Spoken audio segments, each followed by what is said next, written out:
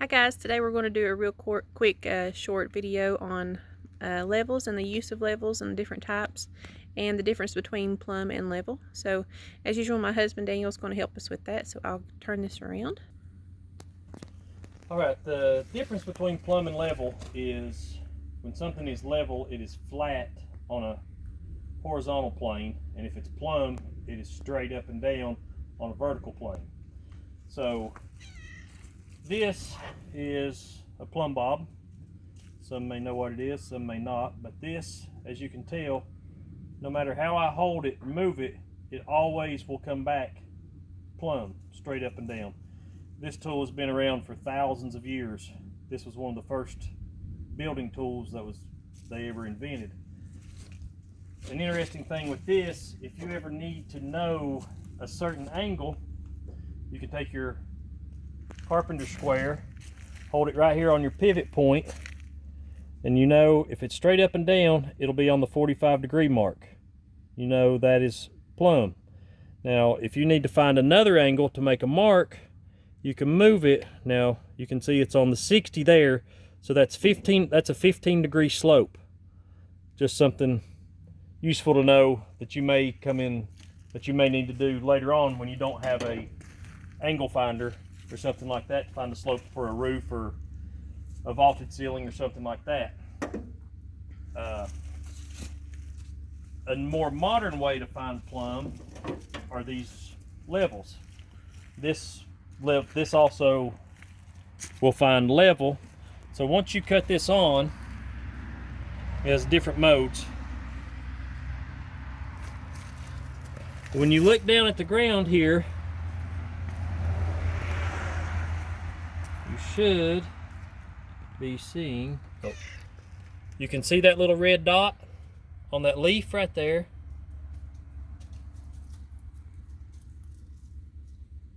That is a plumb. So you know that you can plumb with these. And like I said, these also do level. These work much better in a darker environment than in the bright light. So if you're using this inside of a house to lay out columns or something like that, or to even sit your lights, your can lights, or anything like that, that works really well. All right, our first level we'll look at is the torpedo level. This is a 16-inch torpedo level, which lots of different uses for these. Plumbers use them a lot, electricians use them a lot to run their conduit and pipe. This one has these markings. You can see 1/8, 1/4, 3/8, and 1/2. And by putting the edge of the bubble on that, you know that is an 1/8 inch slope. So for every inch that it runs, you're going to gain or lose 1/8 of an inch and all the way up. So I guess the main thing we need to see here is these are your marks. These black marks are, you want your bubble, when your bubble is exactly inside those lines, then you know it is level. And all this works off of is fluid. So that's an air bubble inside of water, because the water always levels. And this one also has a 45-degree mark, so when you know when your level is on 45, you know you've got a perfect 45-degree angle. And then of course this one, most all levels have plumb and level. So when you turn it in this orientation like that, then you know you're plumb. The thing about this is only good for 16 inches where it's actually touching.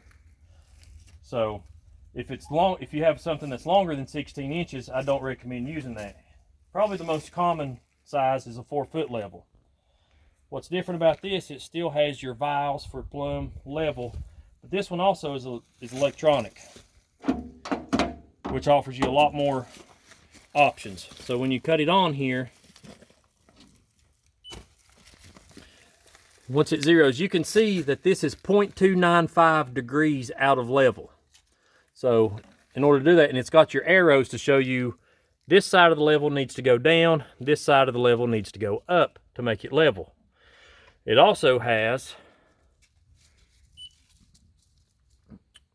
that's your percent slope right there. So that's a 2.9% slope, almost 3.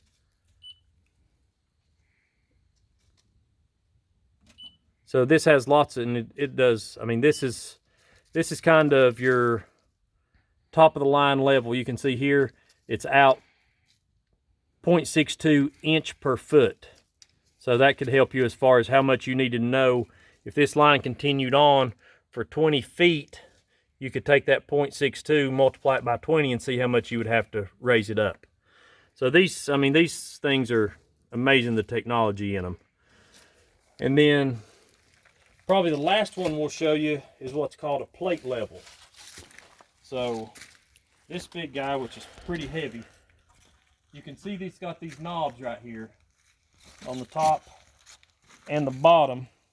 And what that is for, when you're setting your walls on a house, obviously you can't reach a level all the way. Say you're doing 9-10 feet walls, you can't reach that high. So, and also you don't want it touching all the way down the side, because wood's not straight. You're not going to find straight 2x on a wall. What this does, it gives you this gap, so you're not being, your measurement's not being skewed by the curvature of the wood.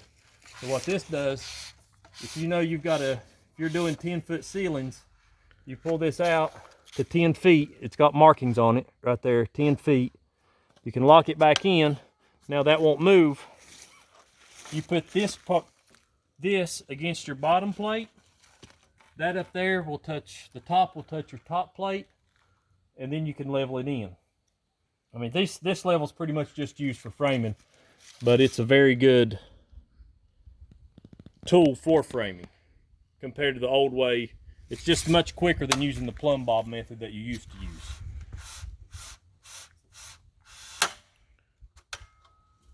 But that's kind of the majority of the tools that you'll use for plumbing and leveling on a job.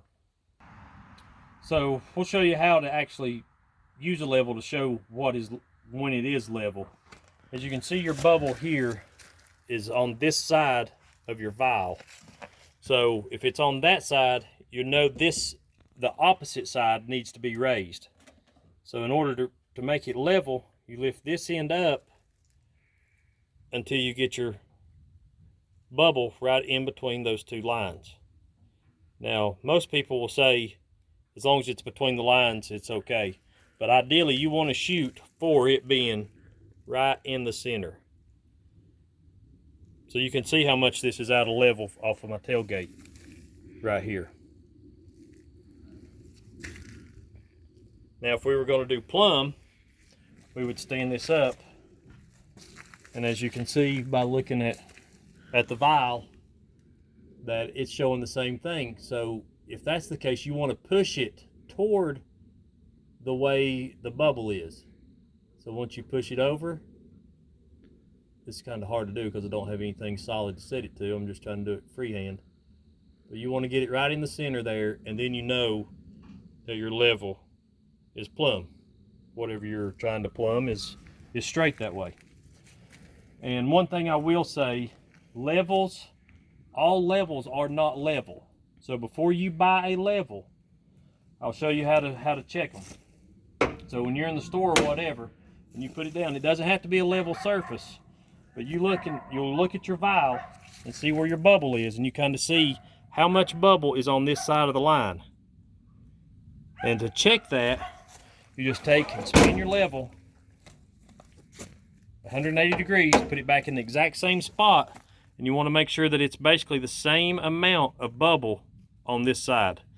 Believe it or not, you will find levels that do not go that way and that are out of level from the factory.